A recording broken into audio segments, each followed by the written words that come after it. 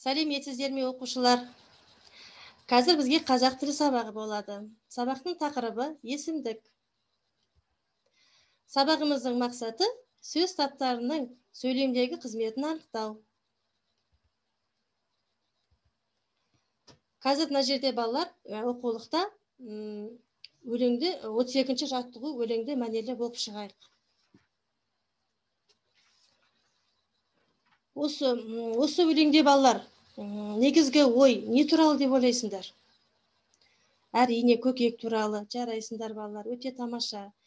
Осы шынжыр әдісі арқылы осы өлеңді жақсылап бір оқып шығайық. Енді осы өлеңге байланысты балалар мына жерде сіздерге қазір бейне жазба көрейік, тамашалап көрейік соны.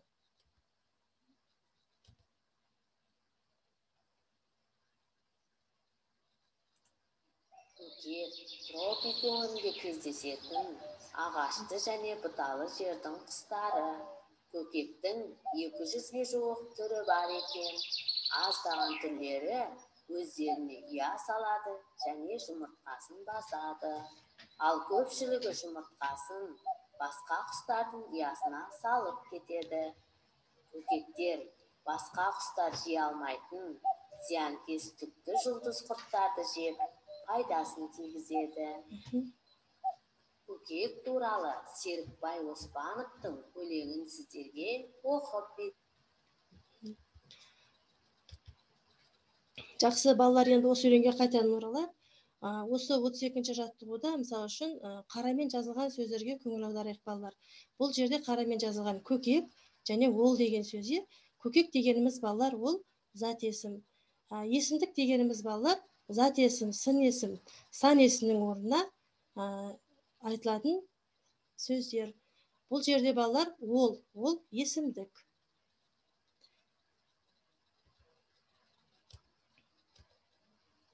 Енді балалар қазір бүгінгі өтетін тақырыбымызға байланысты ережемен танысақ, зат есім, сын есім, сан есімдердің орнына жұмсалатын сөздерді есімдік дейміз.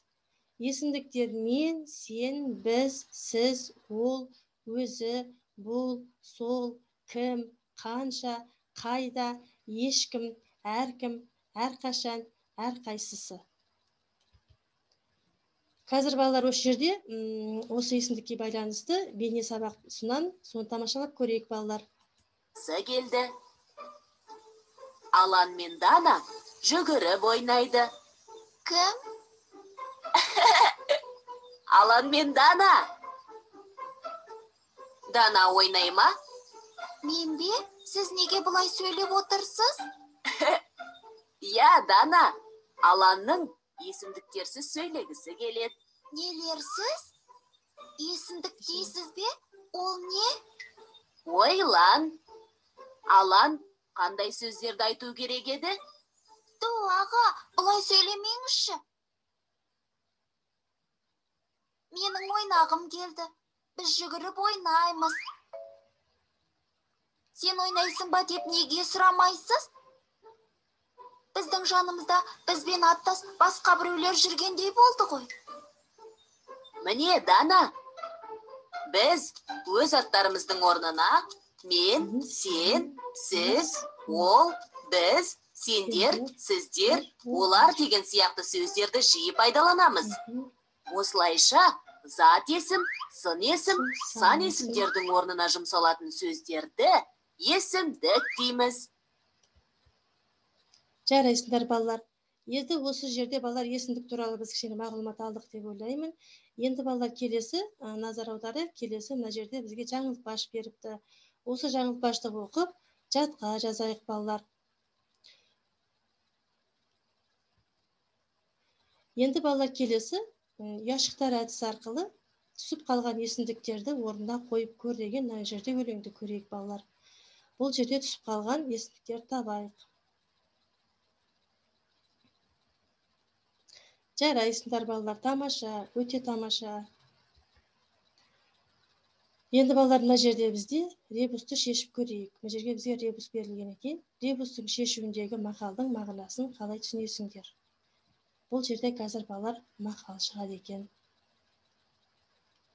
Жарайсыңдар, тамаша, өте дұрыс жауап беріңдер балалар. Балалар осы бүгінгі өткен тақырыбымызға байланысты рефлексия әдісі арқылы, яғни білім қоржынына барлығын түсіндім, енді түсініп келемін, түсінбедім әдісін қолданып көреміз өзіміз. Бүгінгі сабаққа қатысқандарыңа рахмет, өте жақсы қатыстыңдар, тамаша, жақсы, сау болыңыздар.